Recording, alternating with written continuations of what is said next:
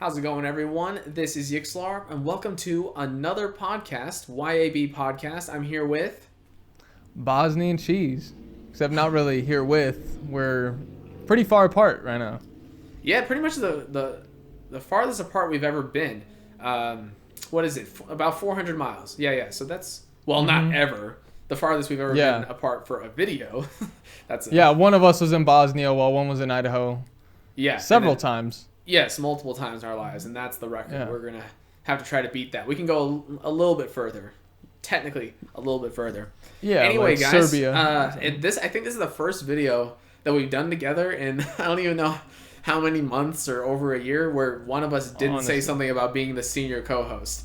And I don't want to say that to revive the joke because in a way, it's good that it's going away because then we'll be able to move on to new, fresh material. Though I'm sure it'll find its way back regularly once we're, doing our next collaboration. But anyway, guys, this podcast is actually a little bit different, just the tiniest bit different than before. We're still doing it, over Zoom, like we have the last couple of times at least. But since our last two main series, Halo 3 HD and on the Master Chief Collection and Sonic Adventure 2 HD, since they finished so close to one another, we figured just doing one podcast covering both of them would make some more sense. Because doing two podcasts within a couple of weeks of one another just doesn't make sense for us right now. But we'll discuss that more later. Anyway, I think we're going to start our discussion with Halo 3. Because that was the one we did together. And, we can both kind of weigh in on it a little bit more. You want to start off, Bosniancheese, with anything? Your thoughts on the project? Just the game in general? What you liked about the series, what you didn't, what we could have done better, etc.? Well, we played the other Halos, and I just thought that was so cool to do because, I have to go back to talk about Halo 3. Halo 1, I only played ever at, some of my Bosnian parents. Of course, they're Bosnian. Of course. They're my parents, and I'm Bosnian. But it was at their friend's house. They had, the original Xbox. I played some Halo on there, and I never really played Halo. And so when we played it together, that was, my first full run-through of it. And I was, awesome. And then Halo 2 was awesome. But Halo 3 was, both of our, child. That was our childhood game. And it was just so cool to get back to it because we played it so much before. But, never in the context of recording for our channel. And that's just so cool because it's with this channel, we're sharing our love for gaming. And if you want to know about my love for gaming, just look at Halo 3. That's where you'll find, so much love from me stemming towards games. I agree with you 100% there. It's I feel like by doing the first two games in the trilogy, before doing Halo 3, we kind of exercised some delayed gratification. Of course, in fact, I might have mentioned this before, we actually planned on doing Halo 3 as one of our first collaborations back in the day. And we even recorded a good amount of it. This was before we even rebooted our channel. We rebooted our channel in what? September 2015, was it? It was actually a year and a half before that. Because I remember I went to Bosnia right after we recorded a little bit. I went to Bosnia with my family. And then I tried editing while I was over there. And I realized our footage was just absolutely junk. It was horrible. I don't know, what settings we had screwed up. But we were okay, well, we'll come back to it another time. And then once we officially relaunched, like I said, in September 2015, we were we'll work our way up to Halo 3. And I'm really glad we did for a couple of reasons. One, it made it that much more special once we finally got there. We were kind of building it up for you guys. We told you pretty much the whole way along, Halo 3 is the one we grew up with, I'm similar with Bosniancheese. Halo 1, I played, just a couple of, campaign levels when I was growing up. And then Halo 2, I only played, multiplayer. I think I maybe played, one campaign mission, but pretty much just multiplayer and only a couple of hours of that. And then once I got Halo 3, that was, thousands of hours probably. So that was, Bosniancheese said, that was our baby. But the other reason why it was great is because it allowed us to really work on, our skills as Let's Players, commentary skills primarily, so that by the time we got there, things were pretty much as good as they're gonna be, at that time. Whereas if it was our first series, there would be some growing pains, some awkward silence, which really isn't one of our big problems. I don't think we ever have a problem with silence. We Bosniancheese and I, we're both talkers. That's one thing my wife always comments on. If we're in a social situation with like, say, like new people, and no one's saying anything for like 3 seconds, I'm gonna ask a question. I'm gonna say something, usually to them, to get them to talk back, because I just can't live in silence. It's it's a good thing. But, but yeah, it was a phenomenal series. I think it went really well. When we recorded that first session, the first, like, what was it, the first 3 missions, I thought it went horribly. But we were kind of on a deadline, and I was like, well, we'll just see kind of how it is, because of course I'm not going to put out a bad product if it ends up actually being bad.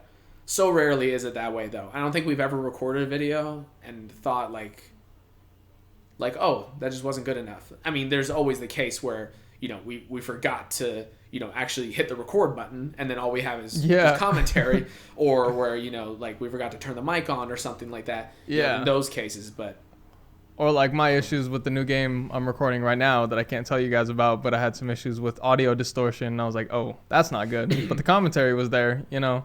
Yeah, never has like the commentary been so bad where I'm like, all right, I can't put that out. Like, definitely.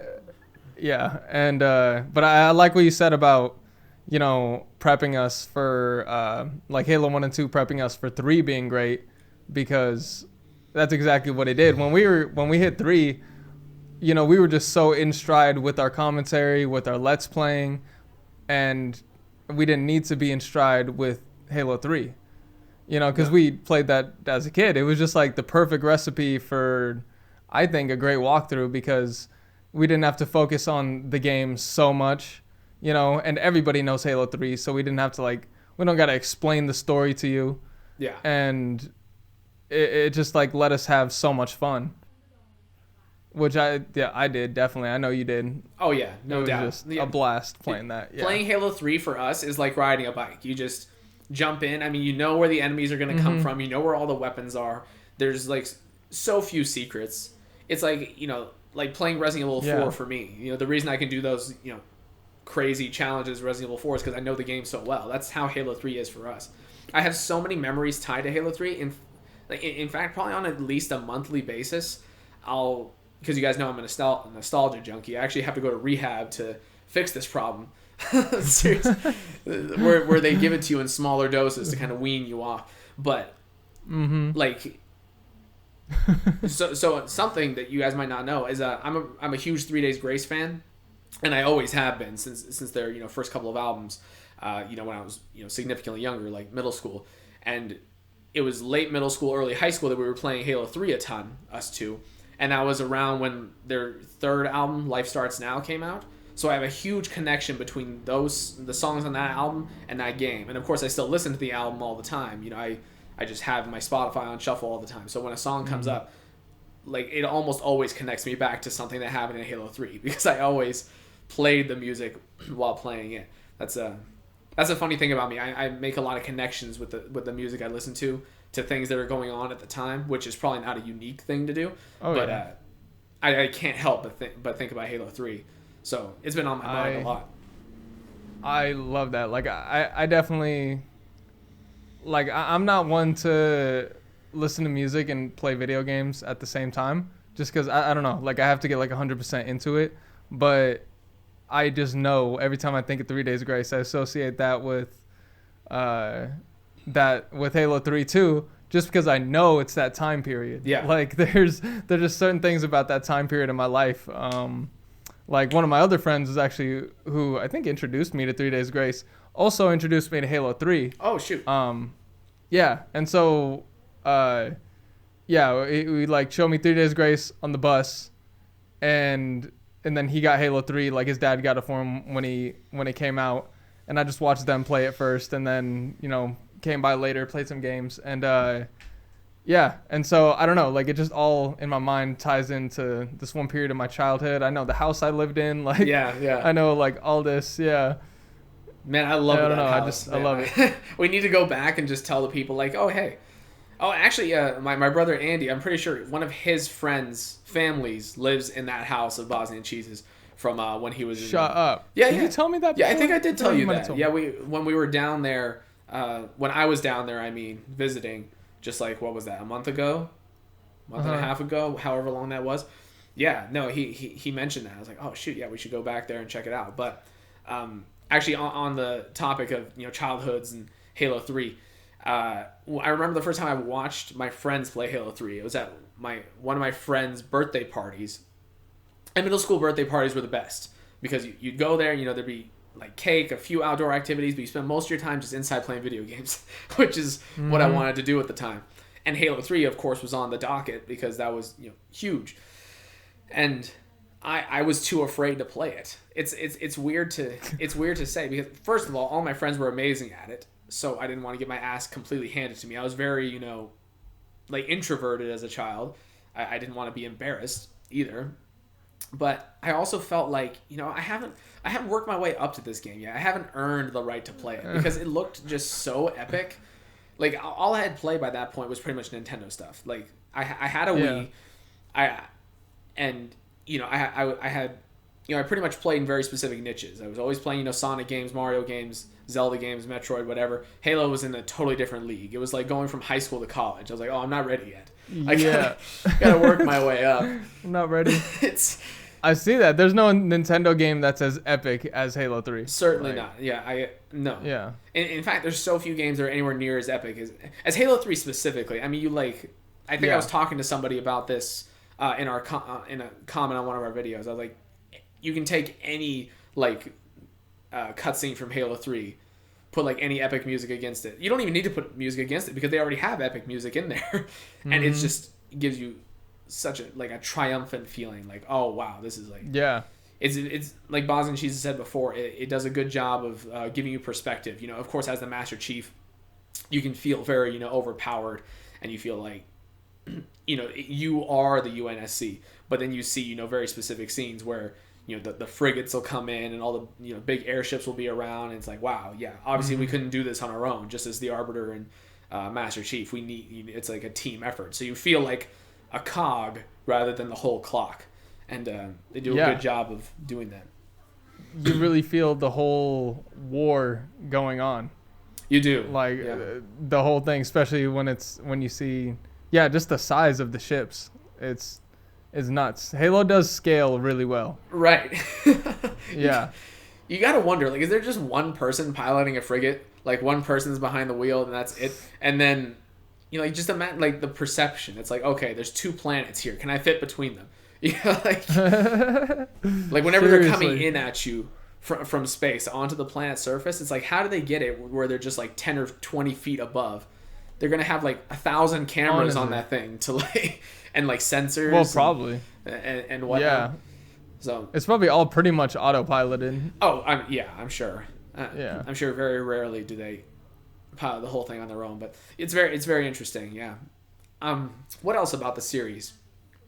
I mean, it was a weird one to work through because, as you guys know, this is the first collaboration we recorded where Bosniancheese was solely down there with his family, and I was living elsewhere. So we were only recording when I was in town in very brief segments. I mean, it was 3 total recording sessions, and that was over a month or so. So a month is pretty quick to finish a series anyway. We usually take longer than that. But doing it in just 3 sessions, it made it feel like it was over in a day.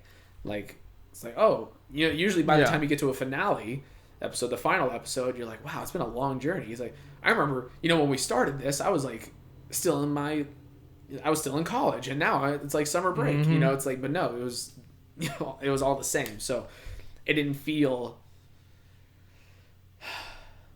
as conclusive. It's like when we finish a Minecraft season, it's like, so much time has gone by. You get to the end, you're a whole different person.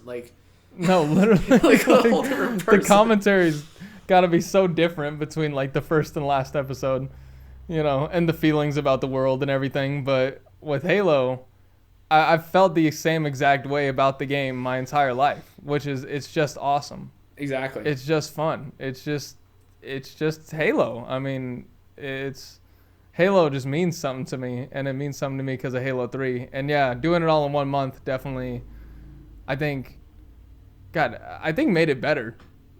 I think it's better usually to try to get walkthroughs done a little quicker, just so it's a little more consistency, a little better flow with commentary, with just hopping back in. You know, you could just hop back in instead of getting your bearings.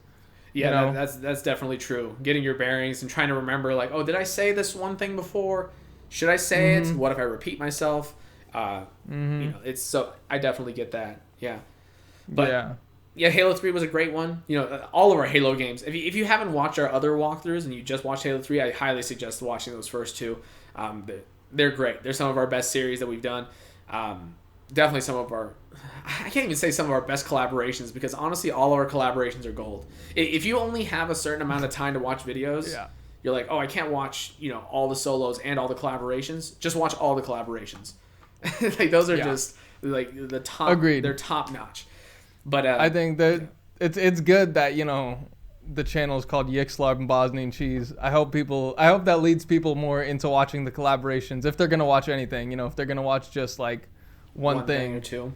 Yeah, then definitely collaborations. But, you know, I love that we both have unique things to contribute to the channel and any commentary, which is, I think, why the collaborations are great, because definitely. Yeah.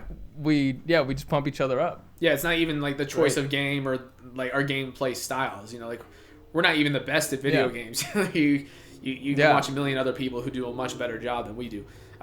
It's really just who we are and our personalities that come through. It's almost like we're characters on a TV show when we're doing YouTube. It's great. Exactly. But I got to say, we are pretty good at some games. Oh, yeah, definitely. We have our... You got Forza. And you got 2K, for sure. Uh-huh. And I mean, you know, like maybe competitively, we're not the best at Halo 3. I mean, if we, you know, jumped in with, you know, pros, we wouldn't even get a single kill, probably. Like... Back then, though, I think we could have... back when we knew the maps, like, by heart, and we knew, you know, weapon placement and, like, equipment placement just absolutely perfectly, and, you know, we were obviously able to coordinate with one another, then, But this day, I don't think we could just jump in. It would take, you know, a few weeks of pretty hardcore play to get... Oh, bro, it'd be months. There's kids who've been playing for, like, a decade straight. I know, they just haven't stopped. No, legit, from 8 till 18 years old. That's not surprising to me if there's a kid playing Halo from 8 till 18. Certainly not. Definitely Call of Duty. Definitely Call of Duty, certainly. And, you know, with Call of Duty especially, your skills transfer, you know, so easily, because it's, you know, it's a progressive change. Where, I mean, honestly, I feel like in a lot of ways, Halo has been more progressive in the way it's gone than Call of Duty has. In a way, though, that's because it started lower than Call of Duty did. You know, for example, no, like, aiming down the sights. There was no sprinting, you know, those sorts of things. So it had to, I guess, further to go than Call of Duty. But speaking of Halo real fast, we've already insinuated this, but we will be doing more Halo games. We're not just doing the original trilogy. Although, you know, we in a way we've hit our peak there. Which, I mean, that doesn't mean we're not going to have fun and we're not going to, you know, enjoy the games and they're not going to be entertaining videos. But, I mean, in terms of our love for the games, it doesn't get higher than this. And I can think of at least one instance where it gets close for me. But, you know, we'll cross that bridge when we get to it. It could be, you know, years by the time we get there. So, there's that. Any closing thoughts on Halo? BEC? God, I just loved it. It was epic from start to finish. I'm just so glad I got to share it with people, because you don't get to share your games a lot, you know. I think even unless you're like an established YouTuber or something, which I guess we are, but even then, you know, a lot of my gaming isn't shared. You know, it's alone. And I like playing single player games too, so I'm not even like complaining. I'm just saying, like, it's so cool when you get to share your love for anything. But a game like that, where it's just so tied into your childhood, coming back to it with someone that you played it with, like, it just sets off so many triggers in my brain of, like, this is awesome. Definitely. So I'm glad you said that, because it's a perfect segue into our next point. And I actually want to share a little something first. I loved the feeling growing up of, you know, because you're all young. You know, I was playing video games probably around, you know, 10 or 11. That's when I started. And so for the first few years of video games, I was always exposed to something new. It's like the first time I played, you know, Super Mario 64, the first time, you know, I played a Halo game, first time I played a Call of Duty game. Resident Evil game, it was like always just like your eyes were just opening wider and wider to all these great things. When you were able to find an amazing game and then be like, oh my god, I can't wait to show my cousin this game or show my brother this game. It's so great to share those experiences like that. Kind of like Bosniancheese was saying, it's like you get to share your love for the game and then potentially get someone else to love the game. Like Resident Evil 4, I actually learned of that game through Bosniancheese, and I saw him playing and I was like, oh, this is a really cool game. And I remember the first time I actually played it myself on the GameCube. I don't even know where we got it from. I think my mom got it from a garage sale or something. I absolutely died at the first village fight. Absolutely got obliterated. And I was scared shitless the whole time. I couldn't even bring myself to sprint. I was just walking like everywhere. And then I get there and I just died. I'm like, this game's too much. It's too hard. It's too scary. I can't play it. But then a little bit more exposure with Bosniancheese, and I was like, there's a lot to this game. And just imagine if I didn't experience it, that like how different would my life would be if I'd never even saw that game or heard of it until years later. It's crazy. But one of the games that I fell in love with when I was young, it was the one I discovered, and I showed it to a lot of my friends and family who a lot of them still love the game to this day, and that's Sonic Adventure 2. That was one of my first games I got on the GameCube, and Bosniancheese was definitely there for a lot of Sonic Adventure 2. I put in way too many hours into that game with all sorts of people, mostly in the Chow feature, which we'll discuss that here soon. But yeah, we all had a Chow. Bosniancheese had a Chow. My brothers had Chows. His sister, Bosniancheese's sister had a Chow. She's actually upset that we gave you the GameCube. Yeah, because now she can't play. Dude, she should download it on her Xbox. That's it's like.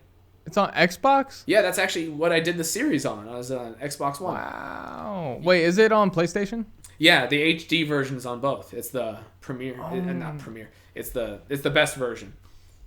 What? Oh yeah, she got it on her computer, but that's just as good. So, I think that's actually the same version that's on the PS4 and Xbox One. So yeah, it's great. Yeah, I'll tell her to get it.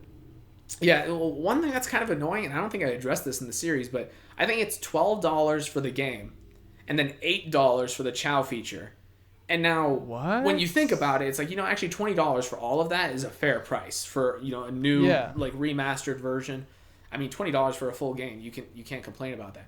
But yeah, I was like, I remember being annoyed by it, because I was like, really? Because if they just presented it as like, oh, $20, you get all this, I would have been happy. But the fact that they said 12 and then I bought it, I'm like, oh, I'm so excited to play Chow. And then that feature is like explicitly stripped from the game. I'm like, wow, I have to pay more to get it. Yeah. It's like, so again, the total number is fine. It's just terrible. The approach. I mean, I don't know of many people who hate the Chow feature but love the campaign so much that they're willing to buy just it. I don't know. Yeah, I mean, they definitely didn't do that for the consumer. That is like, oh, that's ridiculous. Yeah, so that's an interesting thing. But yeah, so that game, that's of course the solo series that I just completed.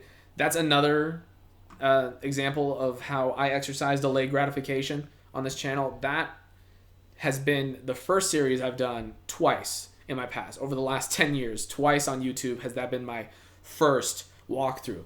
This time though, I was like, no, I'm not going to do it. I'm going to change things up. I'm going to make Sonic Adventure 1 my first walkthrough. So really not that different. But, I mean, it was, like about 5 years between those two games. Sonic Adventure 1 being completed and getting on to Sonic Adventure 2. So I know a lot of people have been waiting for this one. And I'm glad it finally came through. I've already expressed this again, so I'll try not to be too repetitive. I'll be quick about this point. But just for the sake of Bosniancheese hearing it, at the very least, that was a hard game for me to work on. You think it'd be easy because I've had so much experience with it. Just like with Halo 3, it's like riding a bike for me. I know pretty much everything there is to know about the game. It was tough, and that's because of just how fast paced it was. There was no real way to balance it. It was either I say fewer things and I don't get my point across, or I specifically skip bunches of things, which will leave questions in everyone's heads, or I specifically slow my pacing down and then play the game wrong. The game teaches you to move quickly. It'd be like in a racing game. It's like, you know what? I'm not going to go beyond third gear. I'm just going to shift into third gear and then never go faster than what that gear allows me to do. It just... Yeah, they were always throwing something new at you, too. Exactly. You know, there's just like Yeah. a mission could be, you know, a minute and a half, 2 minutes, 2.5 minutes, and there's cutscenes and there's new gimmicks, you know, introduced in each like 2 minute stage, and the cutscenes, you know, like some of them, like a lot of them are longer than even a full stage, so they cover a lot of information, and you could be talking about just the cutscene for an entire mission. So it Mm-hmm. was the first game I think that I've done a walkthrough on, that I've let's played, where I actually had to have a list next to me of things to discuss, so I could, you know, just keep knocking them off. I keep looking at my computer like, okay, I've discussed 2 out of 4 things and we're over halfway. I got to move on, and that's Yeah. kind of how I kept myself on track. Which that's stressful. You know, I know, you know, let's players that, you know, let's play for a living. They of course have extensive notes, like tens of thousands of words long, many dozens of pages. Like they're very meticulous. They plan everything out, you know, very in a very detail oriented manner. But that's not what I want to do. Like we're much more casual. Mm-mm. Like we don't use scripts for anything. Never. The closest we get to that is like when I'm doing my update videos, I'll have an outline. That way I don't ramble, because you know I will ramble if I just I'm like, oh, I'll just talk about these 5 things, and I'll take 20 minutes to do it. If I can cut that down to 10 with an outline, I will. But otherwise, yeah, we just chat, we just talk. So Yeah. yeah, actually, Bosniancheese, I saw you of course watched a few of these Sonic Adventure 2 videos. Well, what did you think? Because I know you never actually played through the campaign. Bosniancheese's experience, as far as I'm aware, was just playing Chow with me, and then of course, you know, doing City Escape over and over to get more rings to take care of our Chow better. That's like pretty much. Yeah. That was it. I think no, we did a couple different missions. Yeah, I know I did a few different missions so we can collect. Yeah, those. The rings. What are they? The glowing things? You call those rings? Oh, the. Wait, you're not talking about the currency. You're talking about like the Master Emerald pieces, like the things you. Not those. They're like the and not like the rings either, but they're like the glowing rods. Isn't that what we gave to the Chaos child? Drives. Chaos Drives. Yeah. Yeah. Yeah. So yeah, I remember doing like a ton of different missions to do that. We did the battle mode a lot. Right. Yeah, that's fun. Yeah, no, I remember playing a lot of that campaign for some reason. Like it's really etched into my mind. Might have been just me watching like you play it, but or even just watching your playthrough of it.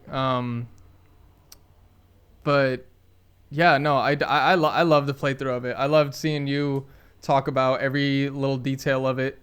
Yeah, it's I tried. it was a blast in the past for me.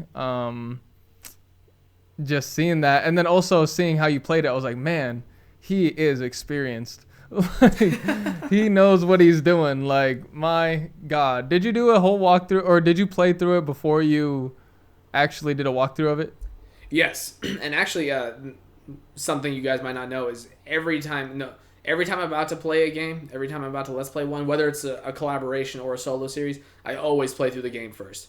I have never not done that. Even with like Sonic Adventure 2. I mean, when I played through it the first time, it was seamless. Pretty much as seamless as the walkthrough itself was. But I always do that just to basically eliminate any like, you know, extraneous factors. Like I don't want to, you know, be surprised by something that comes up, or, you know, not remember something. I mean, that's something that happens to me with a lot of the games I really love. Like Resident Evil 4, sometimes I won't remember exactly what section's coming up next. When it does, I'm like, oh yeah. This one. But if I was asked to like write out a list of everything that's coming, I wouldn't be able to do that. So Oh, no way. So playing the game through first really helps to kind of eliminate, you know, some of that problem. And you know, of course, you have to spend time getting used to the controls anyway. And by doing it all the way through and utilizing all the gimmicks and fighting all the bosses, I at least have, you know, like a primer for everything that's going to happen. So I always play through the game beforehand. And actually, I would have, if I was just normally playing, I would have been even faster than, you know, what the videos portrayed. I just needed to play fast enough, you know, for it to be, you know, entertaining and skillful looking, but slow enough so I could still talk about, you know, the bare minimum of what needed to be said about the story, gameplay aspects, and my like memories of the game. Because I mean, anyone can talk to you about what the story is, or, you know, what you're actually doing in the game. But I feel like part of why you'd watch a specific person play a game is so you can get their take on it. It's like, it's not like, you know, like Chugga Conroy. I mean, I love Chugga Conroy. It's not like, oh, I need to watch Sugar Conroy play this game because I know he'd be really good at it. It's like, no, I want to hear, his, like childhood or otherwise experiences with the game, what it did for him, how it influenced him. That's what I watch his videos for. Unless, of course, I actually need help. That's a different story. But if I'm not looking for help, that's my motivation personally. Yeah, no, and I definitely felt that in the game. Well, it was kind of interesting for me, because we played it together so much, and it was I could just get that energy. I'm like, oh man, I just know this is like from his childhood, and we're not just playing older game just cause. Like it's got like a special feeling to it that's kind of hard to pinpoint. Kind of like with Halo 3. It's like, but I know there's a difference between our Halo 3 run versus someone who didn't play it in their childhood, which is probably hard to find, to be honest.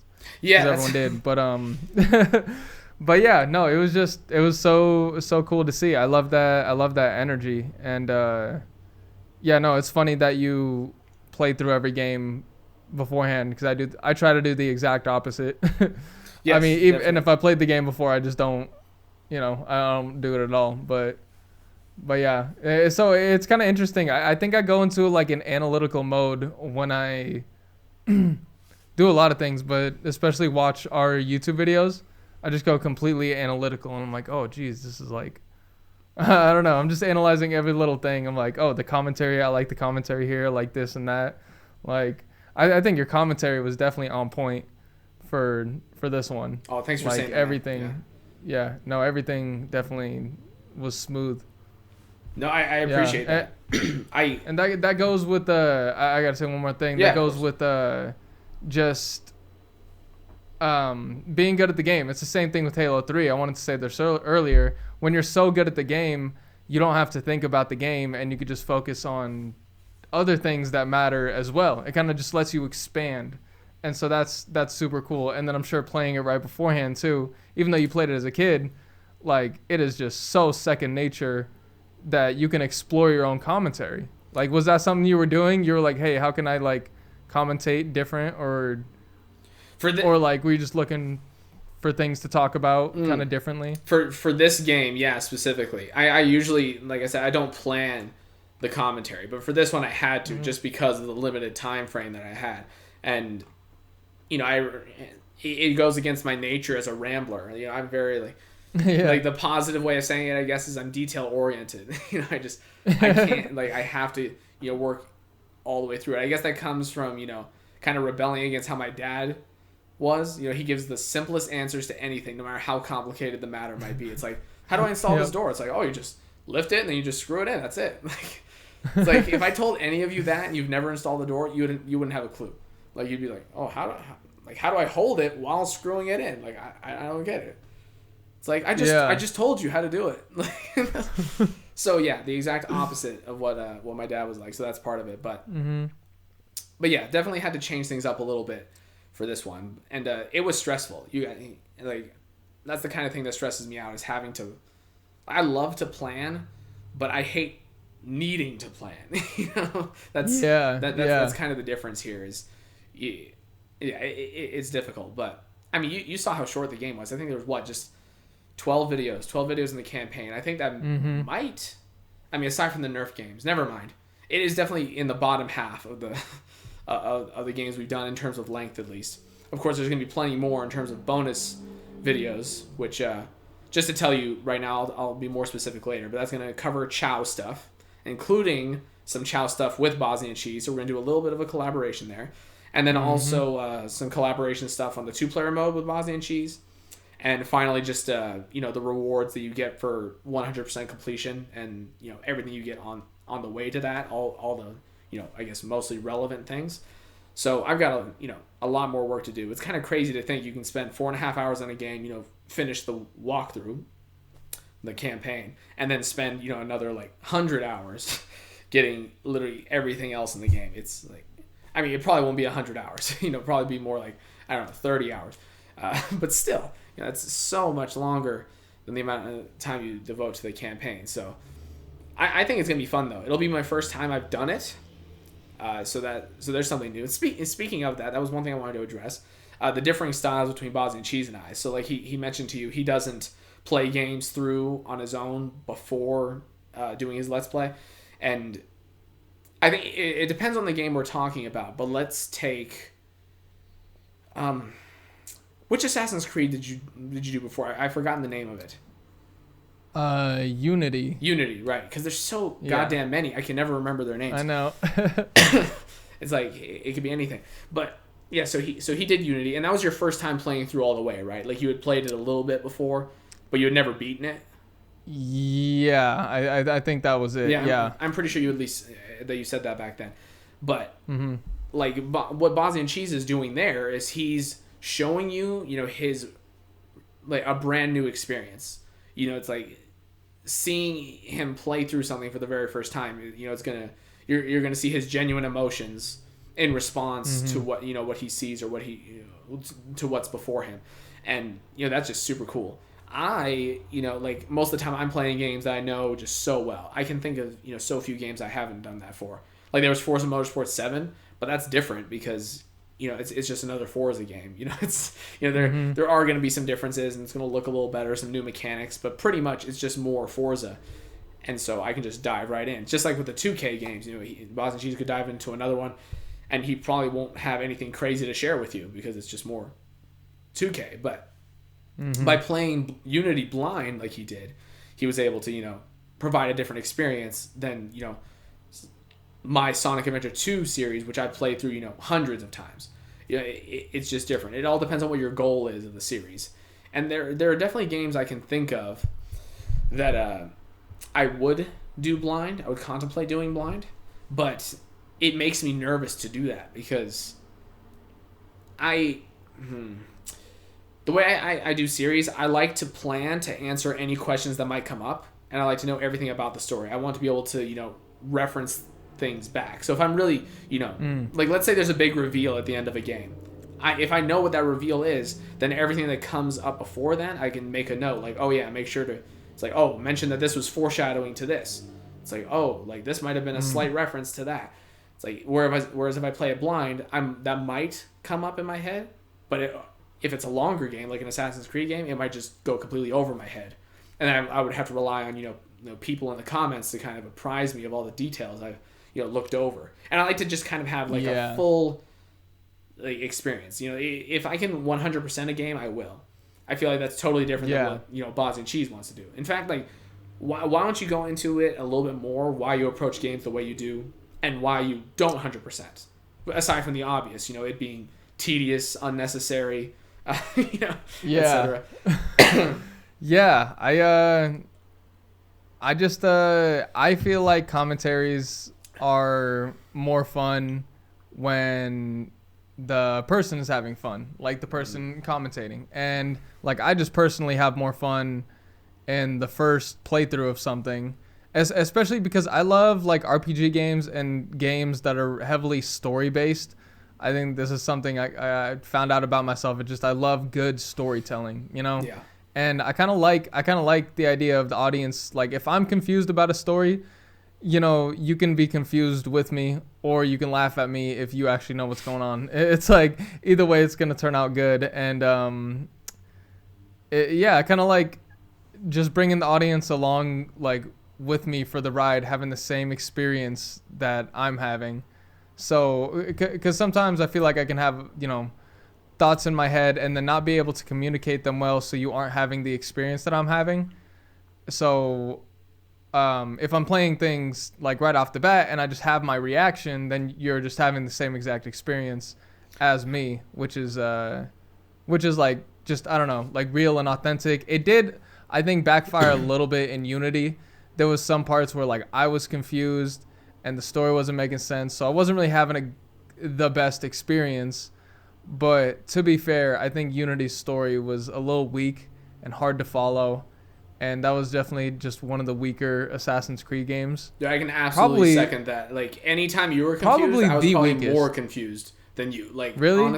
Yeah, no, I felt like... And you follow along well, so that's saying a lot. Yeah, and I mean, I felt like you went out of your way more than a lot of people do. You read, like, those like entries that come up on screen and like the little details about people, which sometimes that's just extraneous. It's not actually necessary to the story, but yeah, I mean, it just wasn't fully clicking. In a way, the foreign names probably played a part in that. It's like, eventually you hear 20 French names. It's hard to differentiate between all of them. They blend, yeah. Yeah, and especially it's a long game too. It's like, and Unity, you did it over the course of like over a year too. So I mean, that was an issue as well. All of that kind of played into it, but I know exactly what you're talking about. It's not just you, so I'm sure. Yeah, I'm glad. That was definitely a harder story to follow, and just a much less interesting one. I was like, did I mess that up by stretching it out too far over a year, or was it just bad? And then I just recently played Assassin's Creed Origins, which was the follow-up. Well, actually, it might have been the one in England followed up the Unity one. Either way, it's either the follow-up to Unity or the one right after. And that game was breathtaking. Yeah, it's in ancient Egypt. The main character, like, you just love him. His story makes sense the whole way through. There's just like, there's great I don't know, like symbolism and overarching themes and things that tie the whole story together. And there's still so many characters, and the characters are more important. You're dealing with like Cleopatra and Julius Caesar.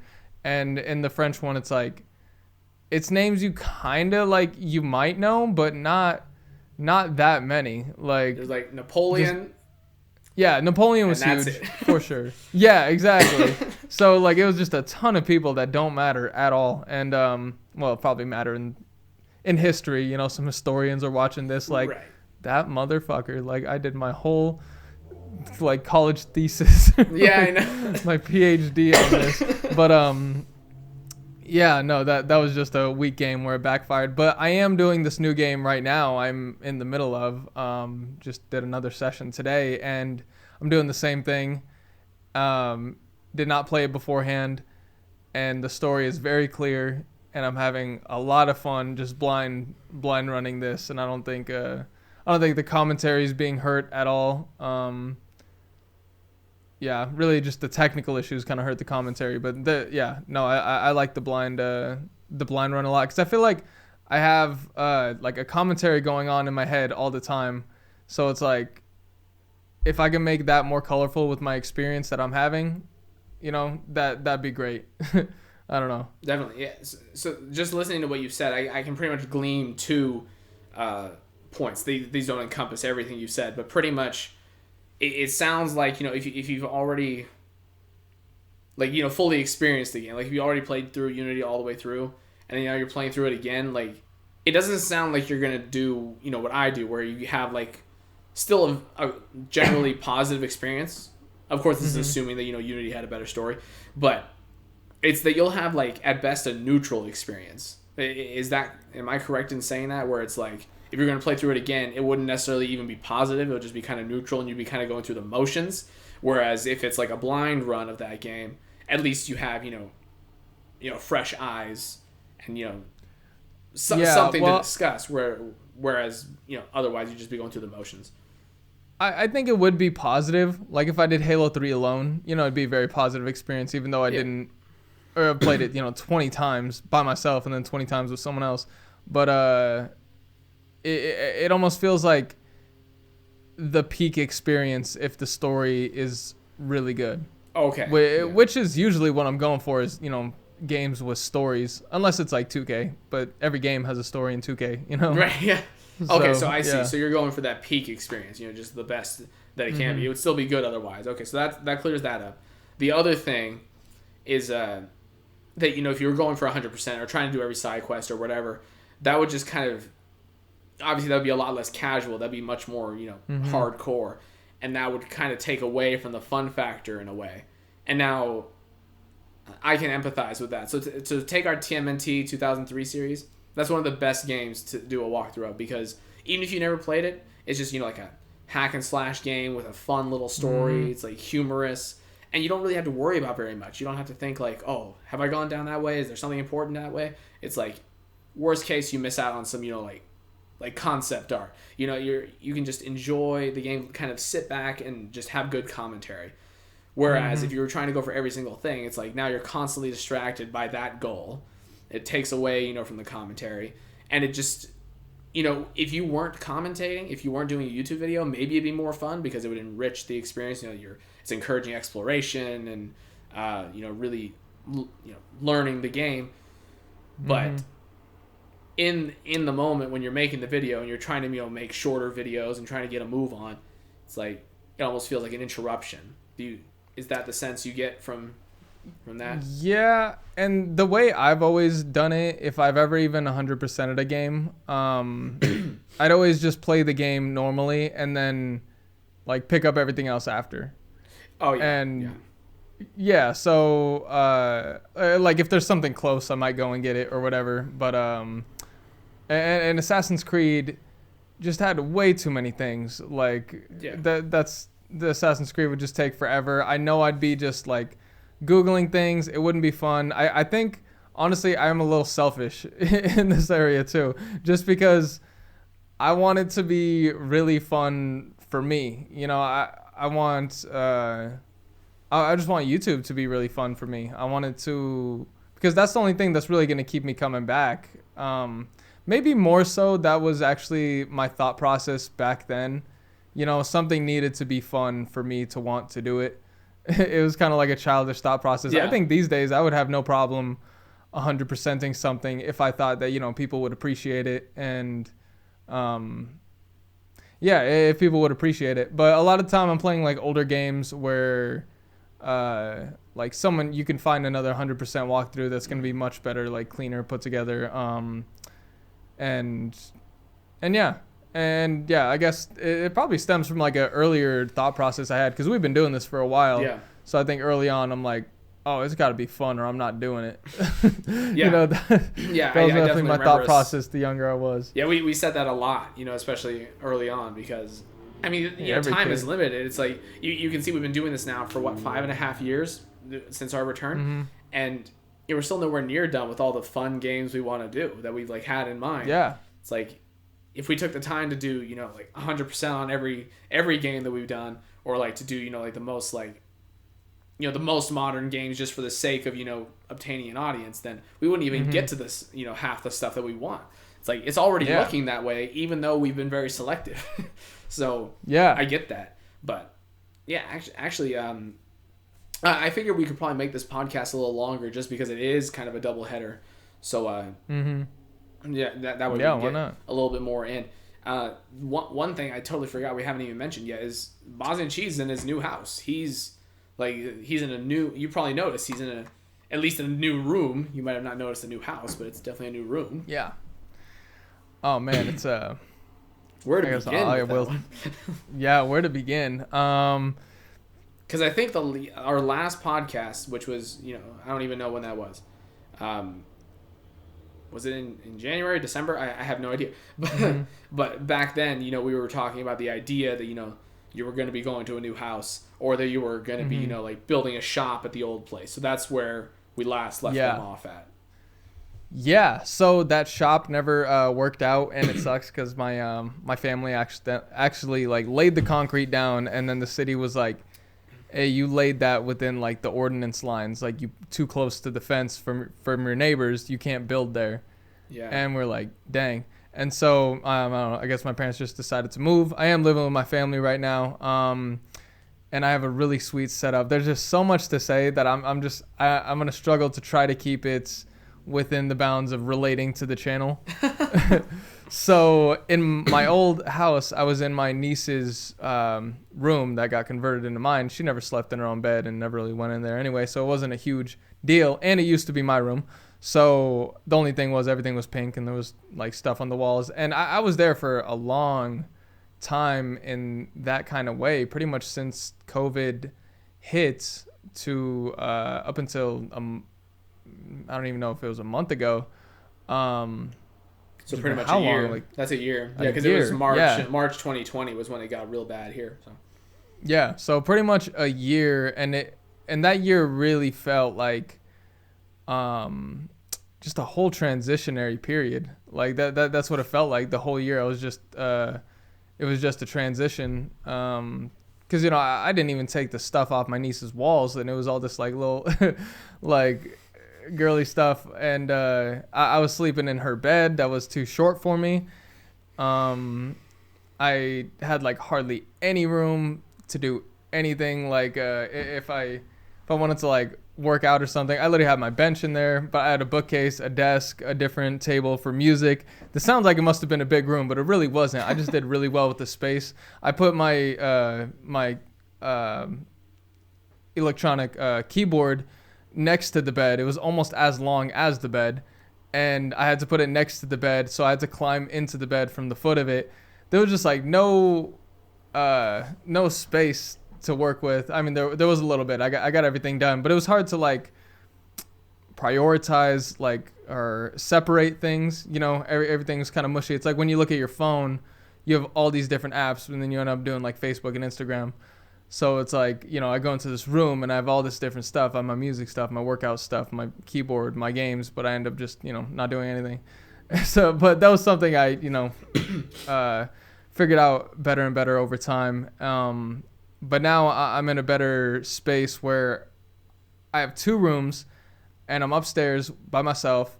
Over there, I was just on the floor with my sister and my niece, and she was like, 3-4 years old, always in my business, but she's great. But now I have 2 rooms. Each of them are bigger than that one room I was in, and I'm able to separate everything. And I have a music station that's like really its own station. I have a gaming station that's really its own station.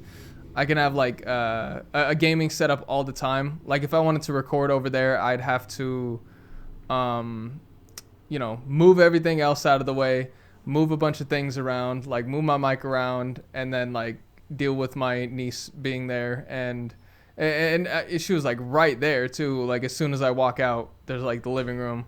So it was a pretty small space, and I just did not prefer to be working there. And it wasn't like a great just work environment for me personally. I work a lot better when I can separate things and have really strong boundaries. I feel like that's how my brain works better.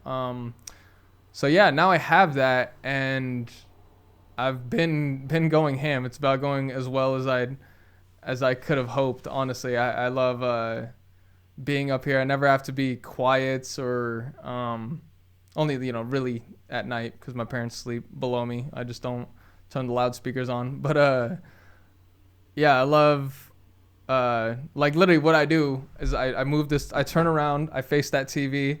I turn this mic over here.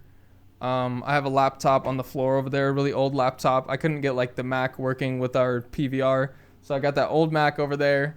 I use my Mac to record audio. I hit that button, hit this one, and I'm doing that. And I'm recording a game. And then that's like all it is. Turn my Xbox on, like just do a few things, and I'm doing that. Turn back around, move the mic over, and I'm doing music again. Go sit at that desk that's over there, and I'm like reading a book or doing something else, and then sleep in the other room. So like everything's like, there's good like hygiene to everything, if you know what I mean. Yeah. It's like, it's really it's nice to be able to get a flow going like that. And it's been a blast. I mean, I think this new game I'm playing right now, this is some of the most fun I've had doing a walkthrough by myself in a long time. And one big thing, especially because, I'd record a lot of my older stuff like 2K in Yxlarb's apartment where they have cats. Yeah. So it's nice being able to breathe and having access to just everything, being in my own space, because this is just my space and no one else's. I just tell my family, like, hey, don't come upstairs. I'm going to be recording. And then I'm just in the zone, and it's, it's a kind of zone I haven't been in a long time, and it's really fun. Yeah, dude. What you mentioning that you have 2 rooms or whatever, a lot of our like our younger audience especially probably understands this, but growing up most people just have one room that they just do everything in. And of course when you're a kid that doesn't really matter. You don't have much going on. You're like sleeping in there, you're playing with a few toys. But as you get older, you like grow out the space so quickly, and you keep getting bigger stuff. I remember at one point, one of my rooms, I had like a big, what do you call furniture chairs? You know, like if you had a love seat, but it was a 1-seat version of that. Is there a special name for those kinds of chairs? I don't know, honestly. But pretty much, I'm gonna call it like a sofa chair. It was so wide. It was as wider than like a twin size bed. It was like I had like a 1/4 of an inch between the edge of it and like the door opening. So like if it was any bigger, you couldn't open the door. And my TVs just kept getting bigger and bigger and bigger. Eventually, I had like a 40-inch TV in there, and it's like I'm still in this tiny like little place. Like doing homework was the biggest pain. I had to take the TV off, move it somewhere else, and do the homework. Like really, 2 rooms will solve any like adult or near adult's problem. Like, like unless you're doing something very, like what's the word I'm looking for? Extravagant. Like you're doing just something that most people wouldn't do. Like you're rebuilding a car inside your room. I can't remember what that story was, but someone actually built a car inside of his house, and then he realized like, oh shoot, I built it inside, and then he finished building it inside, so he had to tear down a wall to get it out. So like, if you're doing that, then that's a different story. But yeah, here like I remember the first apartment I got was a 1-bedroom with my now wife, in my third year of college, and what Bosniancheese just described would have solved all my problems. Obviously I had the 1 room for sleeping, but I also had my desk in there to do homework, and then I would have to record in the living room because there was literally no space. But because it's the living area, I have to put away all my recording stuff each time I'm done with a session. And you know what? If you have it fully set up and ready to go, you just need the slightest motivation to get on it. If you're like, oh, I really want to record, but then I have to set up the PVR, which is always a pain. We always have trouble with that for some reason. Like we always plug the HDMI in the wrong slot. It's just so annoying. It's like, and then I got to get my laptop out here. I got to do a test because since it wasn't hooked up, I have to make sure I hooked it up right. Yep. It's like before you know it, you spend 10 minutes setting up. You're like, I'll do it another day. So that's great. But yeah, here, this apartment, it's my biggest apartment yet. I love it. I almost feel like I'm living in a house. There's just a few downsides. I'll talk about it for a little bit. So yeah, when I finished law school, I had to move up here north to where my job was. Of course, a lot of this planning was done pre-COVID, and we had no idea how bad it was going to get. My presumption was I was going to move up here and I was going to live here full time. I didn't know I was going to be moving to Seattle and Boise a bunch, and just living here kind of part time. But either way, I don't regret the decision.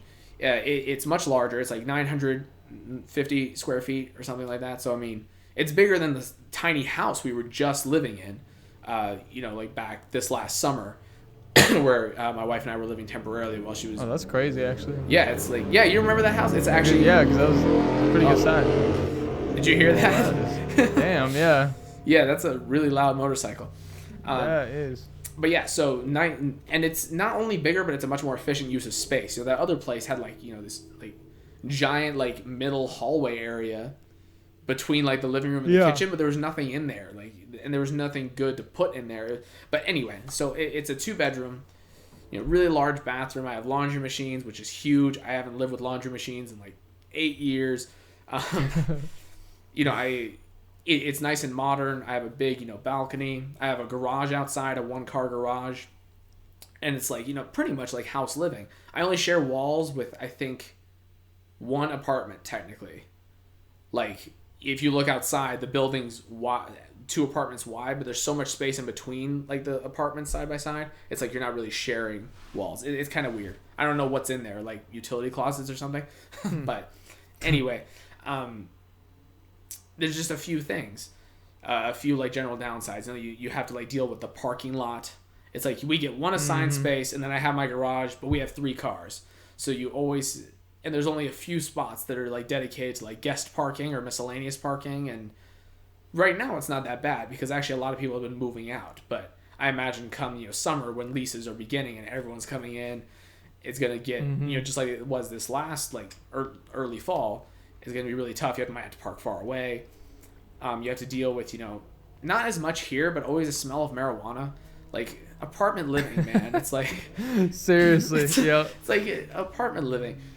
You're not gonna do anything about it. It's just all right. No, you're not. But you just have to put up with it, and it's we have internet. We actually have fiber optic internet here, just like Bosniancheese has, but it's shared, so it's 1 terabyte down, but I mean, at best, I'll get like 120 gigabytes down, which I mean is amazing. For free, you can't. Yeah. Right before this session, Yeah. actually, I was having some internet issues, and I realized it was because I was down at like 35 megs down, which I was like, why am I getting issues at this point? Because this is like faster than any internet I've had before, even living with my parents. That's one thing my parents like.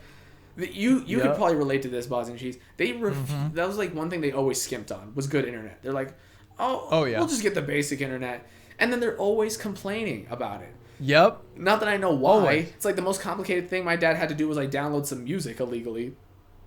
Like, I mean, I was like, surprised he did that. I was like playing, RuneScape. I was, it's like, and of course your draw distance.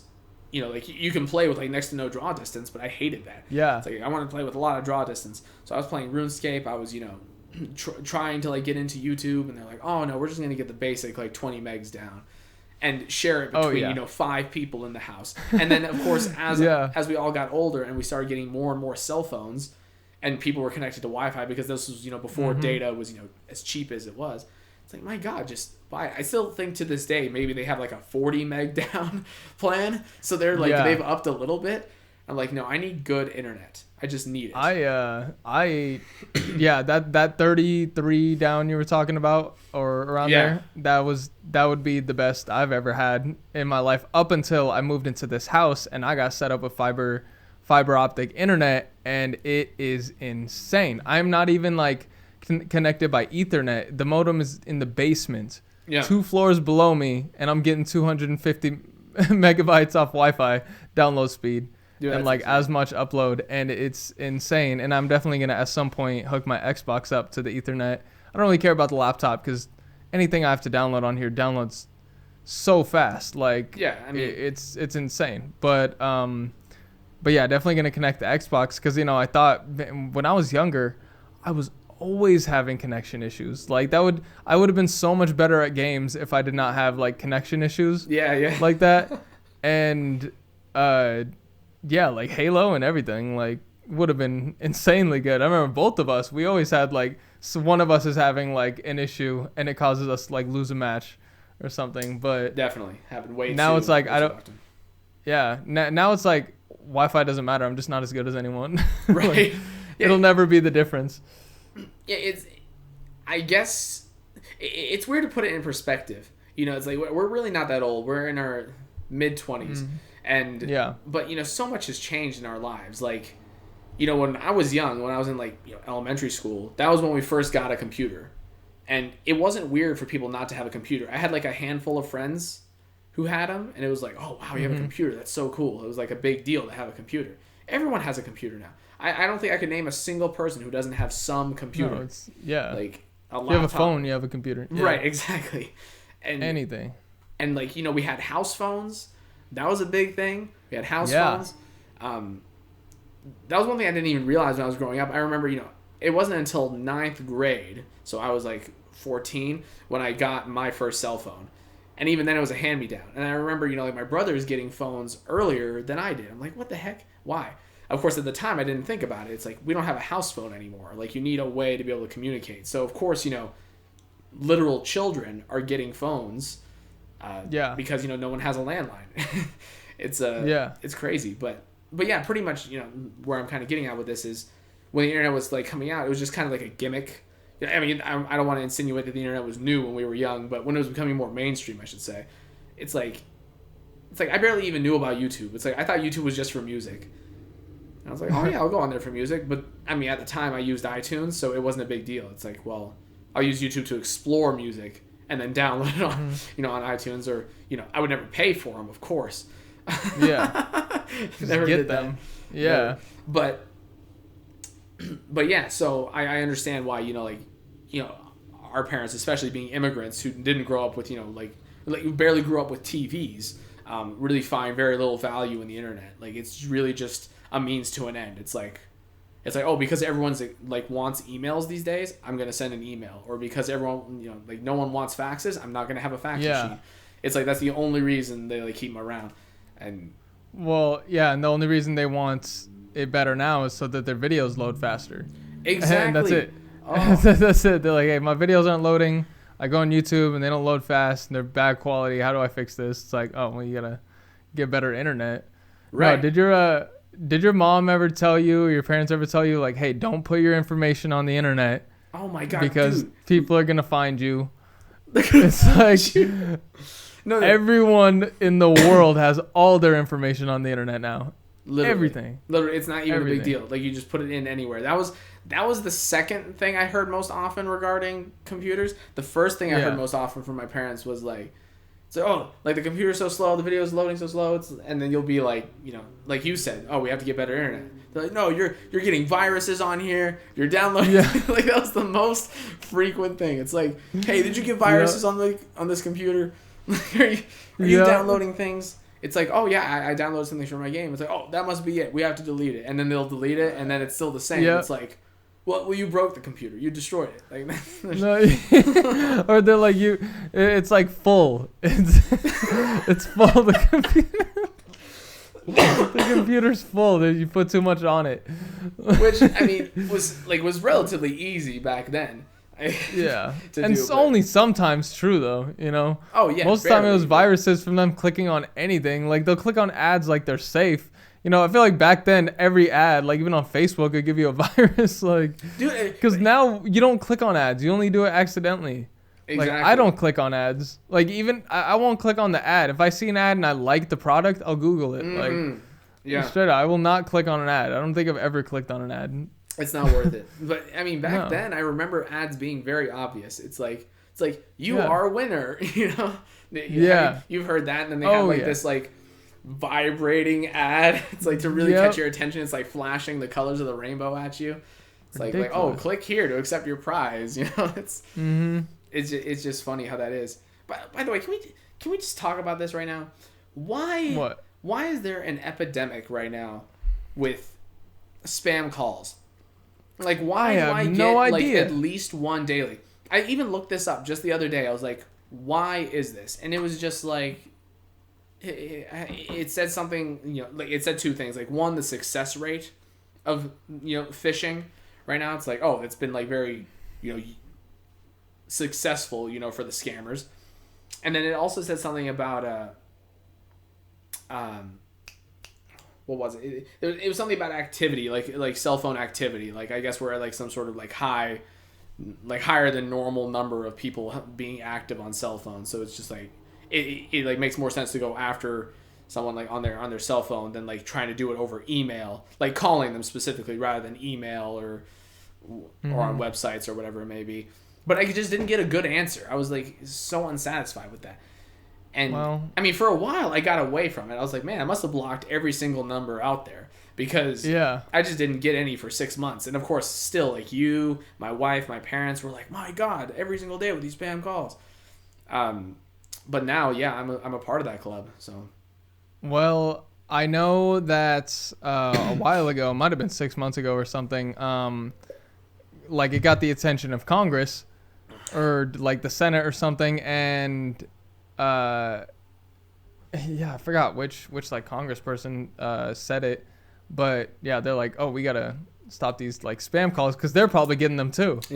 I think that's the only reason like it got brought to their attention, like, hey, what's going on here? Like, everyone's getting this, what the hell? But and then after I heard some news about that, like they passed like some bill for it, then like I stopped getting as many spam calls. I'm like, okay, cool, like they did something. And then like it's been in full force, and just recently, as of like the last week, I started getting texts. Have you gotten texts? No texts. Dude, and they're terrible. This one time I got a text. Oh my God, it actually messed with me. Like, it was the first time one of these got through to me. I make an Amazon order, and then it says your payment has not gone through, and then I check my bank account, and they didn't pull the money from my account, and so I'm like, oh God damn it, like it didn't go through. Amazon sent me a text, and then I click it. And it takes me to some like weird ass page. And I'm like, what is this? Is Amazon in like league, or is US Bank and Amazon in league with these freaking scammers? Because straight up, like that never happens with Amazon. Like if I make a purchase, like it goes out of my bank immediately. And so this time it was so weird because like right after I made the purchase, it says it didn't go through. I'm like, first off, how do they know I just purchased that off Amazon?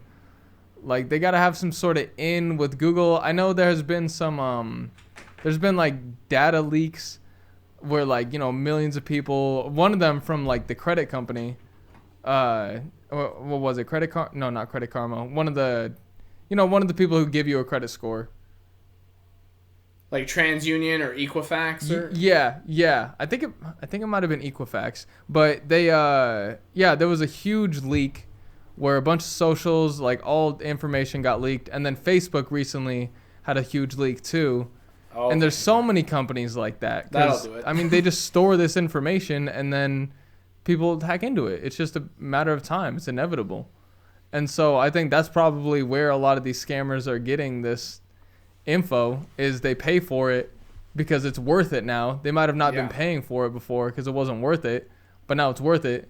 And they buy these numbers and then they just mass, message and call all these numbers. It's really something. I mean, most of the time it's nothing more than just a simple annoyance. It's something you know about me, Bosniancheese, is I always answer the phone. Like, even in the midst of all this spam, even if it's an unknown number, even if it says spam likely, I'll always answer the phone. Like, really? If it says spam risk, I don't. No, always. Anytime. Because what are they going to do? They can't, like, hack my phone through, like, whatever they're calling me from right then. True. And, like, steal information. It's like, because I've had it say, spam likely, and then it ends up being, like, my work or, like a dentist's office or something. Really? So I just don't fully trust that system, but my wife and, one of my good friends from high school, they always say the same thing. It's like, oh, if it's important, they'll leave a message. It's like, what are you talking about? When's the last time you left a message for anybody? Like, you know what you do? You, like, I call Bosniancheese, he doesn't answer, I'm like, okay. And then I'll call him again later. I'm not going to leave a message. Yeah. I think that is such an antiquated, like, thing I these do days. It for businesses. That's it. That's business. Like, if I call my dentist office, I want to schedule an appointment. Yeah. It's like, I don't want to get into phone tag. It's like, I'm going to call them before work, then they're going to call me while I'm at work, and then I'm going to call them on lunch, and then we never get connected. So I'm just like, oh yeah, here's my availability for tomorrow. Just call me with the time. That's the only time. But yeah, with people, no. Sometimes, like, my mom will leave me one, or my wife will, and I'm like, I barely even know how to access the, like, voicemails these days. Luckily, they made it easy. Like, I'm pretty sure T-Mobile and Verizon both have, like, whatever they call it, like, visual voicemail, where you can go into the app and you can actually see a list of them. Whereas before, you had to, like, get into your voicemail box. You had to, like, type in, like, a 3 or 4 digit code after pound, and you had to, like, call your voicemail. Like, what was that? Whose idea was that? Honestly, that is a horrible idea. But I never even, like, set mine up until a couple months ago. And since then, like, not too many, honestly. Just doctors' offices, dentists kind of thing. Like, yeah, right. Sometimes spam. Leave me a voicemail. Are you serious? Everywhere. Honestly, the most spam-free thing in my life is, one, my diet. No, I'm just kidding. I've been eating some spam lately. But two... is my freaking email, which used to be known for spam, but I cleared that baby out good because my dad, he freaking gets 3,000 emails a day. it's like all these different companies and horrible things, and you just can't find anything. And, like, I'll go through every time he asks me to send an email for him, which is often. I'll block like 3 to 5 of these guys, but they just keep coming. Like, dude, that's just it's crazy. I swear, I remember, so I have a Yxlarb email. That's like so you can't steal the name. So that's like, that was my main email for the longest time. That was a Gmail. Mm-hmm. And I had, like, just a Yahoo before that from way back in, like, 8th grade.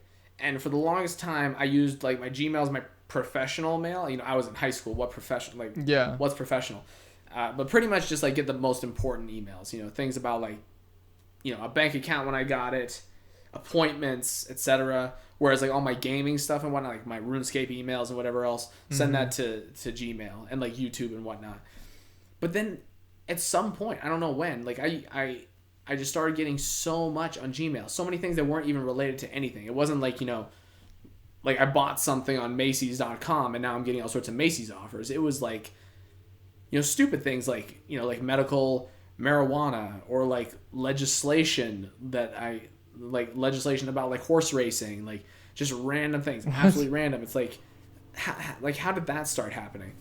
And I was like blocking them for like a year and a half, and I just kept going, and it just kept getting worse and worse to the point where I just stopped. And I was getting like probably 5 to 10 emails a day, and there was just nothing to be done about it. So I just mostly ignored it for a while.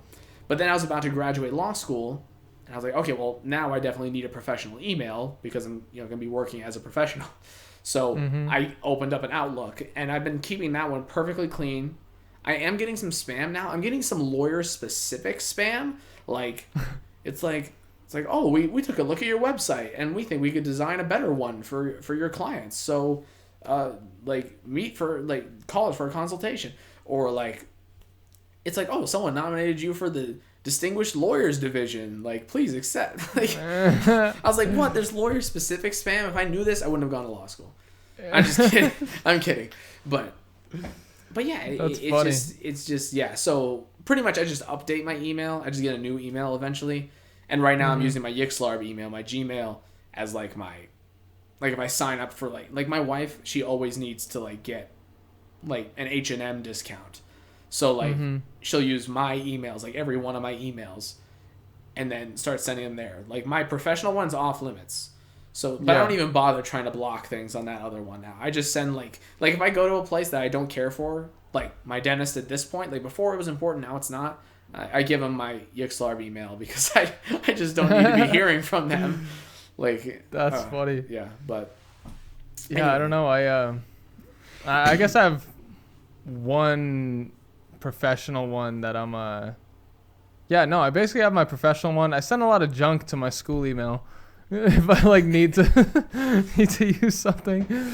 I don't know why, but no, I keep them pretty clean though. I don't know. I'm always like in my emails. I like receiving the notifications there. I don't know. I feel like I've had like a lot of important notifications come through email, especially with school, and I hadn't combined on my phone, so I wanted to keep the notifications on, so I had to like keep it really cleared out. So I really only have important stuff going there, and I got a list of receipts in there. Sometimes people send me receipt emails. No, I just speaking of, I don't know, spam and stuff, I just told my mom today about how targeted ads work. And yeah, and we were talking about, like, I don't know, habits, and started talking about the phone, and I told her about how Facebook has spent millions a year on scientists, all kinds of scientists, to figure out how to best get your attention and just keep you on there. And I told her how it's like gambling, because she was like telling me things. She's like, I see something, I go on Facebook and I see something interesting, and then there's like most of it's boring, and then something about Turkish Sharia and something Turkish soap opera, and I'm like, well, yeah, because they got this algorithm. The first thing you see is always going to be kind of interesting. Then they're going to show you a bunch of junk, and then something interesting, and then a bunch of junk, and then something really interesting, and it's exactly like pulling the slot machine. Like, you're going to lose most of the time, but it's going to be just enough to keep you right there. Right. And they don't want to throw all their ammo at you at once. They don't want to run out of ammo, so they're going to, like, give you this. And I explained it to her, and she was like, wow. And talking about, like, the targeted ads we get to. So, like, Dad's probably getting, like, erectile dysfunction. I'm getting, like, military ads. Yeah. Like, I get so many military ads, dude. They want me in the military. Yeah, they do. Big time. I'm just that age, man. Like, I guess so. Yeah, that's really what they want. That's really interesting. Shoot, I wanted to say something about these ads. Oh, I remember now. Okay. So apparently I've had personalized ads on Google turned off for years.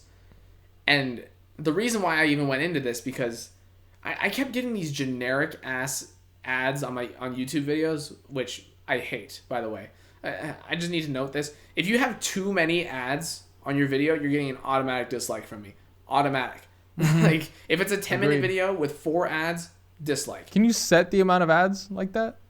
There's a maximum number of ads you can have. So, like, it's been a while since I've been able to access it because, we lost our partnership status when they changed the parameters for becoming a partner. So I haven't messed with it for a long time. But, I mean, yeah. Like, pretty much I'll allow, like, 1 at the beginning, 1 at the end, and then length is one thing, and effort is another. So like obviously if you're putting together like a movie and it's like a 30-minute movie, you can have way more ads than like our 30-minute podcast, because this is just one continuous stream, barely any editing involved. It's just a matter of time. Yeah, so I just wanted to point that out there. But anyway, I kept getting generic ads. One in particular pissed me off to no end. It's this woman being like, she's like pointing her camera out her door, and she's like, all right, see this car? I'm going to show you how I afforded it, all right? And she goes to her computer, and then she shows like two like different screens for like her insurance payments. It's like, oh, this, look, $118 a month. This is what I was paying. And then she goes over and it's like $50 a month. That's how. It's like, okay, if $70 is the difference between you being able to afford a car versus not, you can't afford the car. You just can't. Like, okay, like if you just can't afford it then. That was the thing that always made me mad about it. Plus it was a Hyundai. Like, I hate Hyundais. Anyway. I know. But yeah, so I was like, why am I getting these crappy ads? Like, I know I'm a car enthusiast, but why am I getting like this specific ad over and over and over again? And that one, and like Bitcoin metal card, Visa card, whatever. Like, stop. Okay, just stop. And it turns out I have had personalized ads turned off forever because I didn't want them taking my information, I guess, back in the day when I set up the email. And I was like, no, I want it because at least then I'll get semi-interesting ads like about, like modern, like sportier cars and like food and, things I might actually enjoy looking at. Legos, like not just, the movies that are out at that time or. True. I never really thought about that. Yeah. My ads are so personalized that it makes me uncomfortable.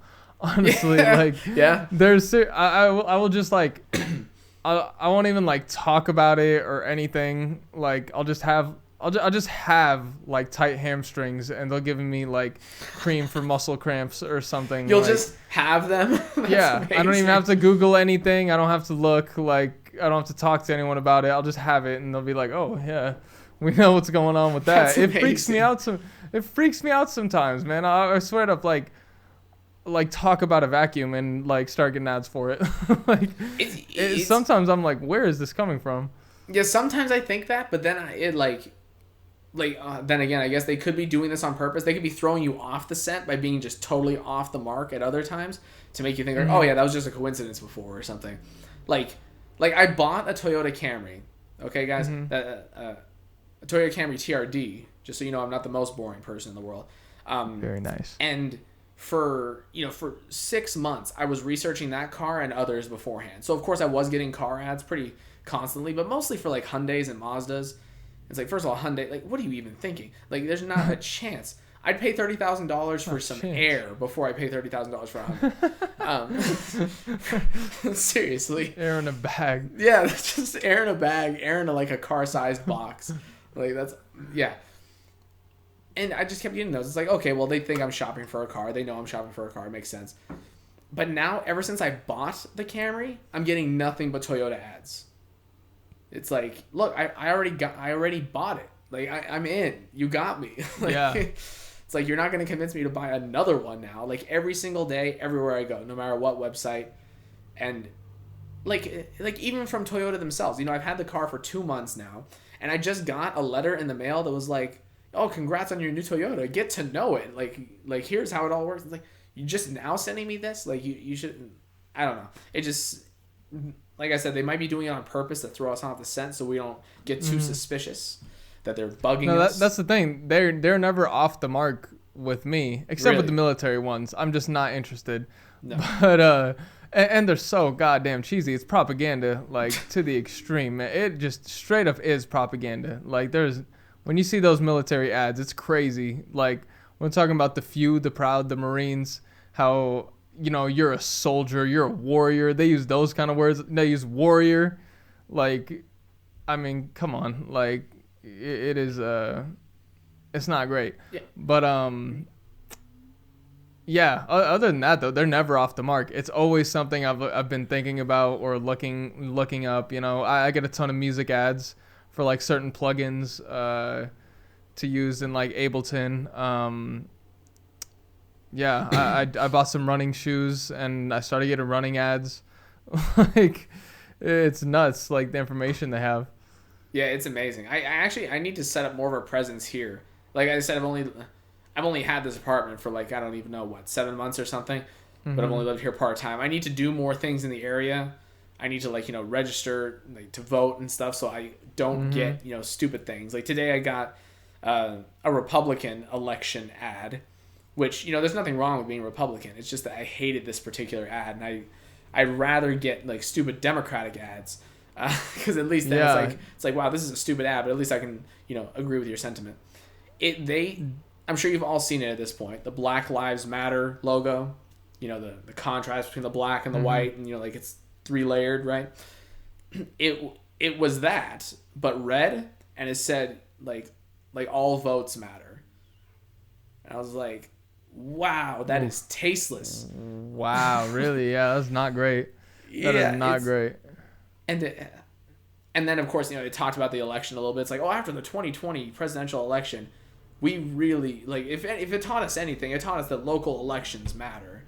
And I'm like, it's like that's not as bad, or really even that bad. It's just that all of it together, I'm just like, God, this is just so gross to me. Like, like, I wouldn't even use this as toilet paper. Like, I just recycled it. I don't want to touching my shitty ass.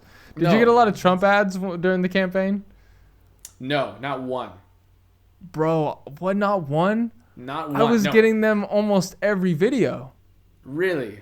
Yeah, no, dude, it was so many Trump ads. Well, that might have been because I had my personalized ads turned off, so they weren't, like, appealing to me as an individual. It was just like an average person or something. Yeah. So they couldn't. Well, that's why I'm really surprised. Then I figured, because, like, I think the websites that, like, I go on, the people I follow, the things I look at would show that I lean Democratic, you know, but... Well, you have a lot of Bosnian friends on Facebook. That's true. Yeah, they're like, oh, we got to get that Bosnian vote.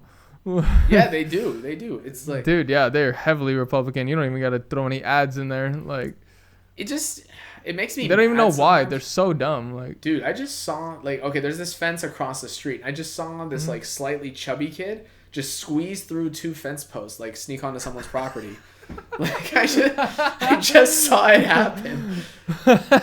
And he's, like, he's totally disappeared from view. I hope that's his house, or he's taking a shortcut or something. I mean, he was, like, 10. I'm sure he's not going to do any harm. Slightly chubby kid. Yeah, just slightly... That's how I'll describe him to the police. Like, light blue shirt, slightly chubby. You really just took the details down. That's really lawyery of you. Oh, yeah. I see him again. Yeah, there he goes. He has made it to the street. He's past the front of the house. Okay, so looks like he's not trying to break in. We're good. What was I talking about? I don't know. Being Republican. Okay. So, it's really hard to say, like, there's certain values that are, you know, like, you have to, like, fall, like, you have to add a disclaimer that's always like, oh, traditionally Republican values or traditionally Democratic or whatever, because then people are always going to come back and be like, oh, not all of us are that way or not, whatever. I'm talking about, you know, like, kind of Trump specifically. I couldn't imagine, and my mom, like, you know, like, who's, like, I feel like traditionally kind of conservative, even saw this. And by the way, she's Bosnian. Just so you know. She is, yeah. She had, you know, she works with, you know, Mexican people, other Bosnians, and a lot of them supported Trump and voted for Trump. And my mom, like, you know, like, scolded them. Like, what is wrong with you? You realize he doesn't want you here. It's like, even if you agree with his beliefs, like, why would you think you're welcome here? Like, just out of, like, respect for yourself, you shouldn't vote for him. Even if you, like, that might be kind of like a selfish thing to say. It's like, but it's not a better future for your kids, that's for sure. If you keep going down this line of, like, Trump and people similar to him, it's like, it's just going to end up badly for you and your family and your culture. It's like, and most of the people I know that support Trump, like, aren't even, like, you know, straight up white people.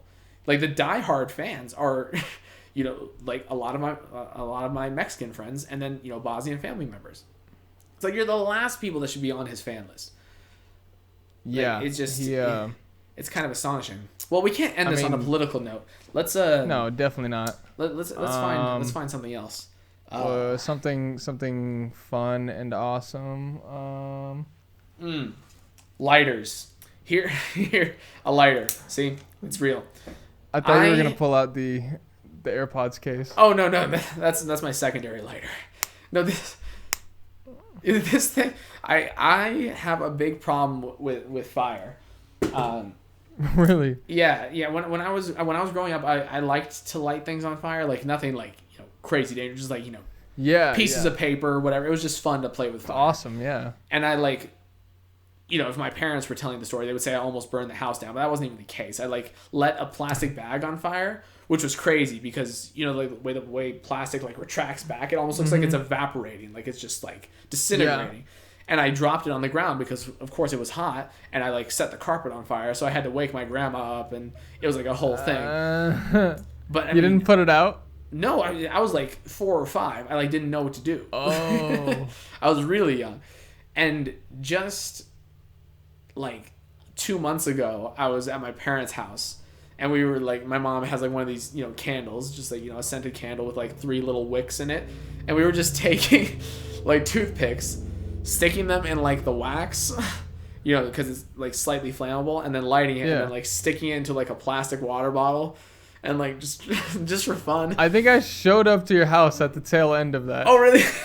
Yeah. Well, and like almost twice in that one occasion, like we like almost dropped like the match, the toothpick onto the ground. Like we were just so like reckless. And like, wow, I haven't grown up at all in the last 20 years. Oh, that's like, funny. Still a child, having fun. I'm surprised I haven't had so many issues with fire. Like, right, I mean, you've had lighters around you your entire life. That's the thing. Yeah, so many lighters. Living with smokers. That'll just everywhere. I mean, there was when I was younger, I had some cousins whose house burned down, and then they actually came to stay with us for like a couple months. Oh, and shoot. I kind of like that. I think that put the fear in me, because like the dad of the family, he was like really burnt up. Like he was in bed when the house like completely caught fire. So he's like, he's messed up. Like a lot of his body was burned. I remember seeing him in like a cast in his leg and like arm. Like he was messed up from the fire. So like just kind of crazy to think about. And that was like really like not like crazy young, but pretty young for me. I can't even like pinpoint exactly when that was. Like it was all pretty vague, but yeah, it was like right when I moved to Idaho. And I don't know. I feel like that kind of put the fear of fire in me. I just never wanted to mess with it. I could see that because fire is a scary thing. It moves so fast. It like takes nothing, and it hurts bad. I burned myself many times. Like I had like burned my knee on like a 4-wheeler exhaust, and that's like not even fire. That's just like hot things. And of course, getting burned hurts. Oh, it's the worst thing. And I mean, of course, when we go camping, we were like totally reckless with the fire there. Like throwing things we shouldn't be in there, and like getting too close, jumping over it. It's like, you learn pretty quick that it's not fun, and it really. I mean, it could take down a house in no time. Like, you always think, like, oh, worst case scenario, I drop this match, I can put it out real quick. Mm-hmm. But when you actually do it, like, you look around, it's like, oh, what am I going to use to put this out? Like, if you, like, I have a fire extinguisher, but it's downstairs. Not to make it sound like I don't even know if I have one here. No, it's not really. See, that's what I was just about to, clarify. There's technically 2 floors. You enter on the first floor, and you have a mud room, probably like 5 to 8 square feet, and then you climb upstairs. That's it. The first floor is just the little mud room. And that's what the fire extinguisher is? Yeah, it's way down there. So it's like, by the time I run all the way down here, back up here, all the way down there, back up here, half this room could be like lit on fire. It's like, would I even have enough in the fire extinguisher to take it out? Like, it's just not worth it, man. Yeah. It's fun, but it's not worth it. Just save it. I think I get it out of my system each year on the 4th of July. Or at least most years. I think I'll actually be down there with Bosniancheese on the 4th of July this year, because I'll be living down there temporarily. I think so. So we're going to have to like live it up, because anytime I'm not near Bosniancheese, I just don't do it, because my wife hates fireworks. She's lame. Yeah. No, she hates them because she worries that it upsets animals. And I get that. I'm just not quite there yet. I know it scares my dog, but it's like me not shooting off fireworks doesn't mean everybody else isn't. So like, right, it's gonna happen in the area anyway, and it's like, and it's just so much fun. Like each year we typically have like an old shoe that we burn off. We stick a bunch of fireworks in and we like set on fire. That's just a fun time. Oh, we need that. Yeah. Plus, we can do the 4th of July sequel, the 5th of July. Occasionally, we'll do it on the 5th of July if we like couldn't meet the day before. Yep. Because I remember, like in high school, I always worked the 4th of July because it was time and a half pay. It's like, why wouldn't? Yeah. I mean, why wouldn't you? Because the celebrations aren't even until nighttime anyway. So yeah. No, I love working on like Christmas. Just my family doesn't really do it crazy. It's not like a huge thing of like, hey, let's spend all day doing this. It's like, all right, when we open presents, let's open the presents. But then that's it. Let me work. Yeah. Yeah. Well, you might as well get that pay. But this has been a present, and we're in the present. Please. This conversation has lit a fire under me. It has, and this is the longest podcast yet. We're actually over an hour and a half by a little bit. Really? So, yeah. I mean, we had a few minutes at the beginning where we were messing about, so I don't know exactly how long it is, but. Yeah, I think it's good. I felt a little bad jipping you guys out of a podcast because these don't come all that often, and they're some of our more popular videos. Like I swear, it's like where podcasts, man. Like where do these people come from? It's like I guess it makes sense, people who like only like our Sonic stuff or only like our Halo or only like our Resident Evil or only our Minecraft. Maybe they're not watching anything else and they're just waiting for either more Minecraft or an update where we might talk about Minecraft. This could be the unifying thing for a lot of subscribers because we do so many different games. Exactly, yeah. So this is where we can all come together and just talk about random stuff. Although this time we spent a lot of time talking about the games, which is a little change of pace. But we had a lot to say. It was a big like nostalgia phase for us. Halo 3 and Sonic Adventure 2. That's like 80% of my childhood gaming.